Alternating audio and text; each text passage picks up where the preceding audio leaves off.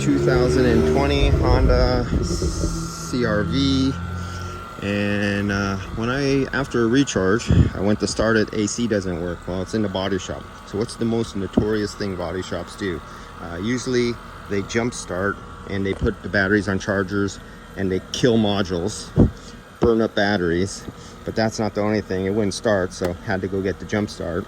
But I asked them, I go, you know the little exterior temperature sensor that's down in here? Could that have been accidentally left disconnected? And so I was sent out to the body man, and I asked the body man this question, and the body man goes, oh, I didn't put that on. I go, well, why? Couldn't find it. Hello. Oh, I didn't put a fuel injector on. Yeah, why? Because I couldn't find it. I didn't put a spark plug on. Why? I didn't find it. And you expect it to run? Yeah. Yep. That's what we got to put up with. All right, guys.